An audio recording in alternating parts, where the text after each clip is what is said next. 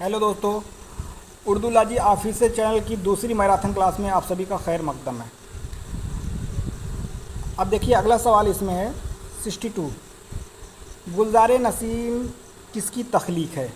तो ये गुलजार नसीम ये है दयाशंकर नसीम की। दयाशंकर नसीम ने एक मसनवी लिखी है, उसका नाम है गुलजार नसीम। ठीक है।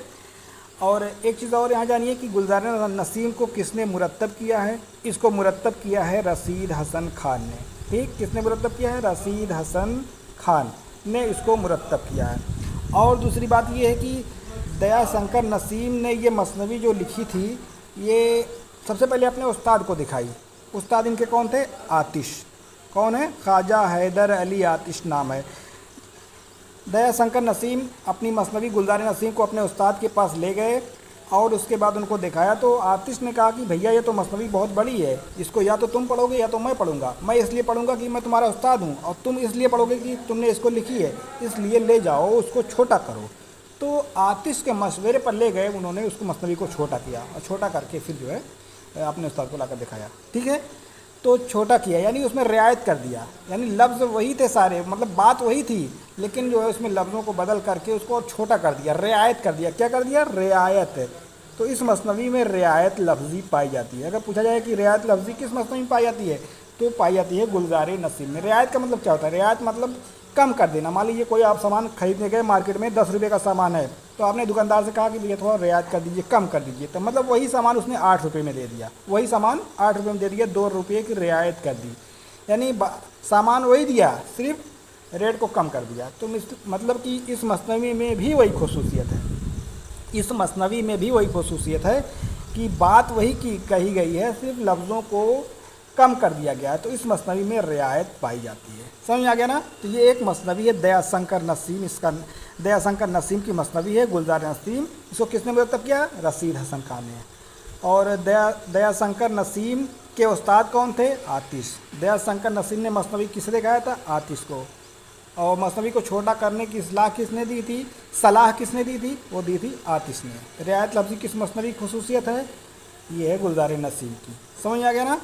तो ये सारी चीज़ें आपको मालूम रहना चाहिए। फिर देखिए अगला सवाल कि बकावली किस मसनवी का किरदार है? अभी आपने देखा गुलजार नसीम है ना, गुलजार नसीम में बकावली किरदार आया हुआ है। दरअसल बात यह है कि सबसे पहले एक मसनवी लिखी थी इज़्ज़तुल्लाह बंगाली ने, उसका नाम था गुल बकावली। इज़्ज़तुल्लाह बंगाली ने एक मसनवी लिखी थी, उसका नाम था गुल बकावली। ठीक, ये लिखी थी 1722 में। याद ध्यान से देखिए, 1722 में इज़्ज़तुल्लाह बंगाली ने सबसे पहले एक मसनवी लिखी थी गुल बकावली।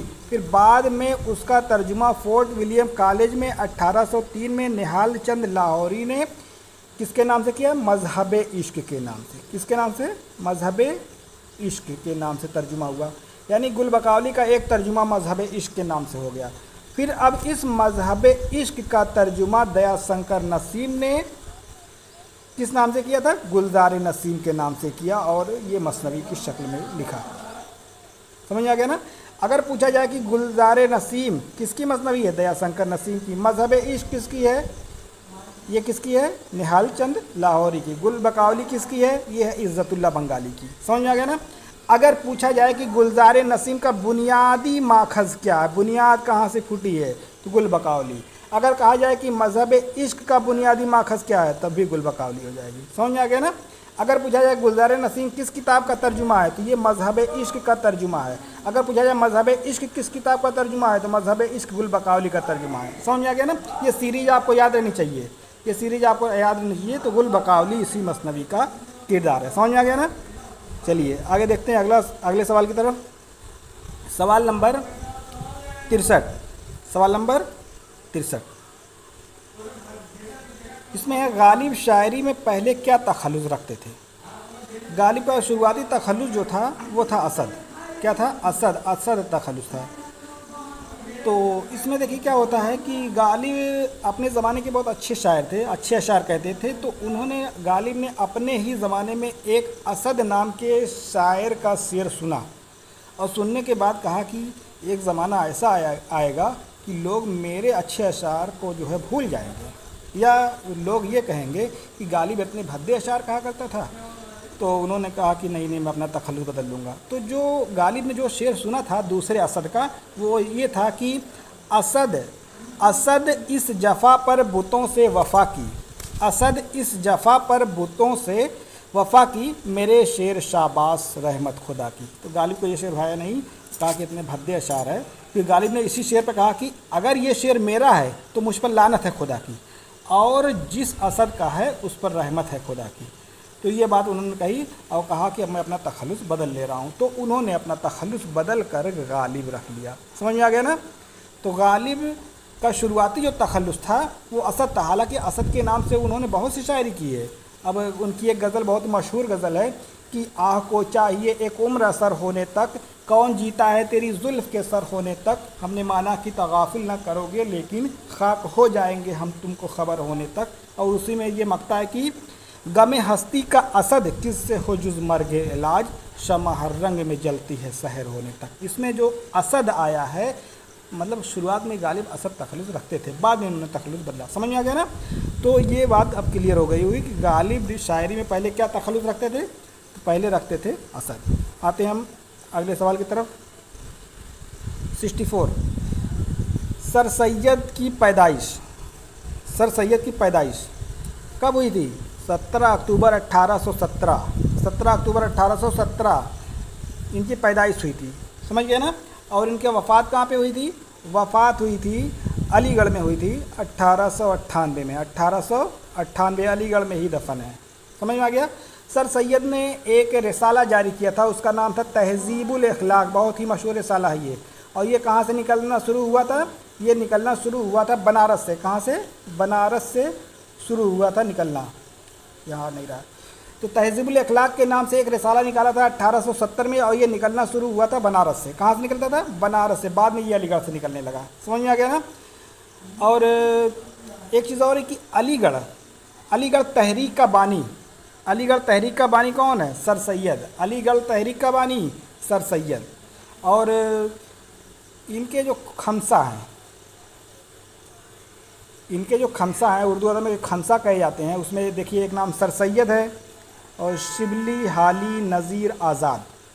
एक सर सैयद हो गए और शिबली, हाली, नज़ीर, आज़ाद। ठीक है। तो ये 5 खमसा के नाम भी आपको याद रखे हैं कि 5 खमसा होते हैं और 5ों के नाम याद रहना चाहिए। समझ में आ गया ना। तो ये सर सैयद हो गए। अब हम आते हैं अगले सवाल की तरफ।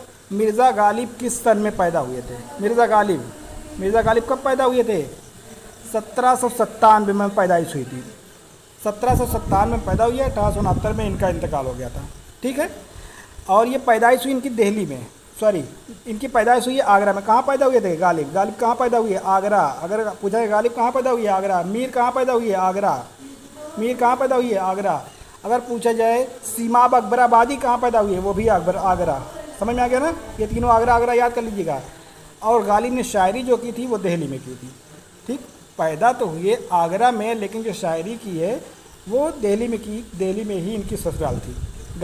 गालिब को मिर्ज़ा नौशाह कहा जाता था। क्या कहा जाता था? मिर्ज़ा नौशाह कहा जाता था इनको। समझ आ गया ना। गालिब को मिर्ज़ा नौशाह कहा जाता था। क्लियर हो गया। गालिब को हैवान ज़रीफ़ कहा जाता है। हैवान ज़रीफ़ किसने कहा था? हाली ने कहा था। गालिब को हैवान ज़रीफ़ कहा जाता है। और हैवान ज़रीफ़ किसने कहा था गालिब को? हाली ने कहा था। समझ आ गया ना। तो ये हम पहुँच गए 65। तब हम आगे आते हैं 66 में क्या है?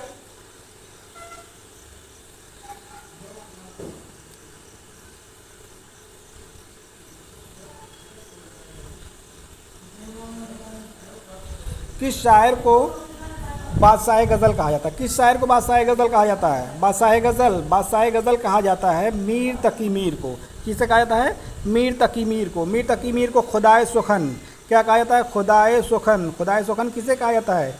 मीर तकी मीर को। शायर बेदिमाग किसे कहा जाता है? मीर को कहा जाता है शायर बेदिमाग।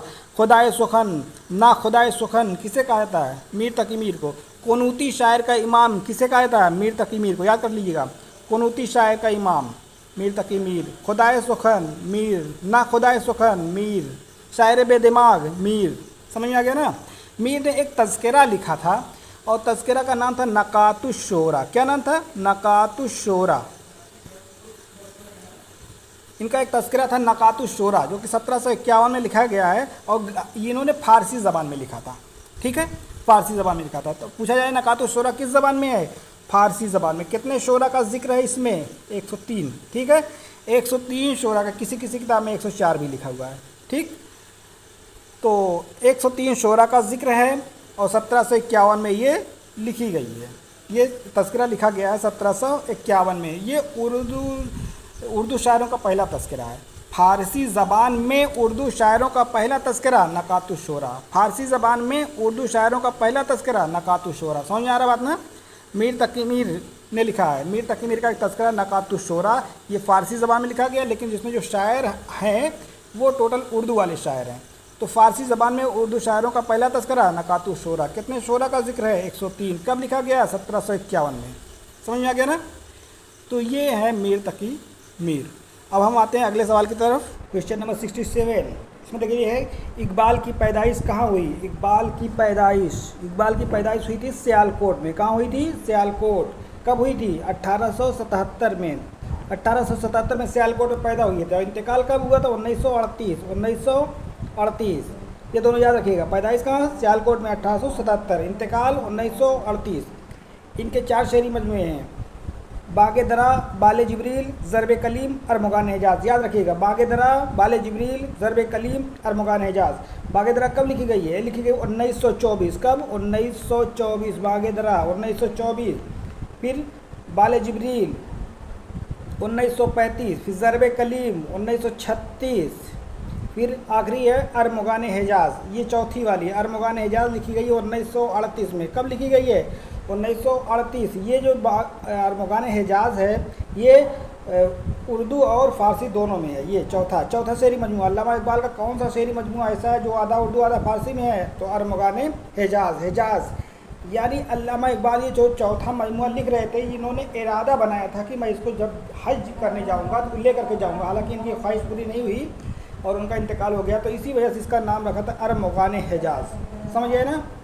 और अल्लामा इकबाल को और क्या कहा जाता है? अल्लामा इकबाल को शायर मशरिक़ कहा जाता है। अल्लामा इकबाल को शायर मशरिक़, तर्जुमान हकीकत, ये सब इनको कहा जाता है। समझ में आ गया ना?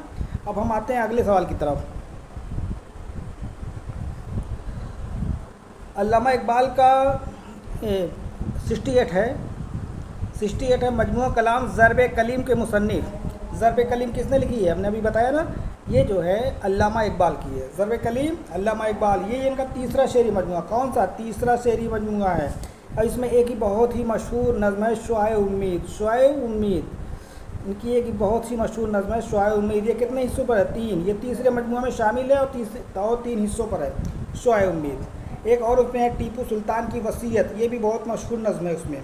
ठीक है, टीपू सुल्तान की वसीयत और शुआए उम्मीद, ये 2 इसमें याद रखिएगा ज़रबे कलीम में शामिल है। ज़रबे कलीम के माने क्या होता है? हज़रत मूसा के ज़रिए लगाई गई ज़रब। ठीक है, हज़रत मूसा के ज़रिए लगाई गई ज़रब। अब हम आते हैं अगले सवाल की तरफ। जमील मज़हरी देखिए, जमील मज़हरी एग्ज़ाम के नज़रिए से बहुत ही इंपॉर्टेंट है, क्योंकि ये जो है पटना में पैदा हुए थे। जमील मज़हरी ये पटना में पैदाइश कहाँ हुई थी? पटना में पैदा हुए थे। इंतकाल कहाँ हुआ था? मुजफ्फरपुर में। ठीक, पैदाइश कब हुई थी? 1904। पैदाइश कब? 1904। कहाँ पर पैदा हुए थे? पटना में पैदा हुए थे। इंतकाल कब हुआ था? इंतकाल हुआ था 1969 में। कहाँ हुआ था? मुजफ्फरपुर में। इंतकाल कहाँ हुआ था? मुजफ्फर। तो इसका जवाब हो जाएगा मुजफ्फरपुर में। ठीक, और देखिए इन्होंने एक मरसिया लिखा था, मिज़राब शहादत। इनका बहुत ही मशहूर मरसिया है। मिज़राब शहादत बहुत ही मशहूर मरसिया है इनका। और ये कौमी मरसिया। कैसा मरसिया है? ये कौमी मरसिया। समझ आ गया? और इनकी जो है 2 और है, नज़्मों का मजमूआ है और उसका नाम है नक्श जमील। नज़्मों का मजमूआ नक्श जमील। उसके बाद एक और लिखा इन्होंने गज़लों का मजमूआ, तो उसका नाम है फ़िक्र जमील। ठीक है, तो नक्श जमील, फ़िक्र जमील, ये याद रखिएगा। नक्श जमील नज़्म का मजमूआ और फ़िक्र जमील गज़लों का मजमूआ। समझ में आ गया ना? एक बार फिर से देख लीजिए। जमील मज़हरी पैदाइश कहाँ हुई? पटना में। इंतकाल कहाँ हुआ? मुजफ्फरपुर में। ठीक है, कब पैदा हुए? 1904 में। इंतकाल कब हुआ? 1969 में। मरसिया मिज़राब शहादत, किस तरीके का मरसिया लिखते थे? कौमी मरसिया लिखते थे। नज़्मों का मजमूआ नक्श जमील, गज़लों का मजमूआ फ़िक्र जमील। ये फिर आते हैं हम अगले सवाल की तरफ। सवाल नंबर 70, नगमे रूह। नगमे रूह किसका शेरी मजमूआ है? नगमे रूह। नगमे रूह अख्तर अंसारी, अख्तर अंसारी का शेरी मजमूआ है नगमे रूह। उनका एक बहुत ही मशहूर शेर है, शेर ज़रूर याद कर लीजिए कि याद माजी अजाब है यारब, छीन ले मुझसे हाफिज़ा मेरा। ये अख्तर शीरानी। नगमे रूह कौन? अख्तर शीरानी। साद अज़ीम आबादी की वफ़ात कब हुई थी? वफ़ात पूछा है। साद अज़ीम आबादी, इनकी वफ़ात हुई थी 1927 को, ठीक है, 1927, और 1846 में पैदा हुए थे। ये कहाँ पैदा हुए थे? पटना में पैदा हुए थे, और पटना में ही इनका इंतकाल हुआ था। तो इनकी वफ़ात जो हुई है 1927, और पैदाइश का हुई थी 1846, याद रखिएगा। शाद अज़ीम आबादी, इनका असल नाम क्या था? अली मोहम्मद, याद रखिएगा, उल्टा ना होने पाए, मोहम्मद अली ना याद कर लीजिएगा, अली मोहम्मद, ठीक है। शाद अज़ीम आबादी का असल नाम अली मोहम्मद, पैदाइश 1846 पटना, वफ़ात 1927। समझ में आ गया ना? और इनका एक बहुत ही मशहूर शेर है कि ये बज़्म मैं है यहाँ कोताह दस्ती है महरूमी, जो बढ़कर खुद उठा ले हाथ में मीना उसी का है। तो ये बहुत ही मशहूर शेर है शाद अज़ीम आबादी का, इसको भी देख लीजिए। फिर हम आते हैं अगले सवाल की तरफ। नज़्म परछाइयाँ। नज़्म परछाइयाँ, परछाइयाँ के मुसन्निफ़ कौन है? परछाइयाँ के मुसन्निफ़ हैं साहिर लुधियानवी। क्या है? साहिर लुधियानवी। तो साहिर लुधियानवी की ये जो है, ये देखिए ये वाला नज़्म परछाइयाँ, एक है तलखियाँ के नाम से भी लिखा है, तलखियाँ, परछाइयाँ, आओ कोई ख्वाब बुने, ये तीनों याद रखिएगा। परछाइयाँ हो गया, तलखियाँ हो गया, आओ कोई ख्वाब बुने, आओ कोई ख्वाब बुने। ख्वाब लिखा जाता है, ख्वाब पढ़ा जाता है, वाव साइलेंट है, वाव मादूला रहता है, इसके बारे में बाद में बताएंगे, ठीक है। तो तलखियाँ, परछाइयाँ, आओ कोई ख्वाब बुने, ये सब इनके जो है मजमूए हैं। समझ में आ गया ना? साहिर लुधियानवी का असल नाम, साहिर लुधियानवी का असल नाम था अब्दुल हई। क्या नाम है? अब्दुल हई इनका नाम है। साहिर लुधियानवी का असली नाम अब्दुल हई। उनका एक ही बहुत ही मशहूर शेर है कि दुनिया ने तजुर्बात तो हवादिस की शक्ल में जो कुछ मुझे दिया है लौटा रहा हूँ मैं, ठीक है। तो इतना आप लोग देख लीजिएगा। अब इसके बाद अगले वीडियो में हम बताएंगे। वीडियो कैसा लगा ज़रूर आप लोग कमेंट बॉक्स में लिख दिया करें, ताकि जो है हम वीडियो को और अच्छे से बना सकें। अस्सलाम वालेकुम।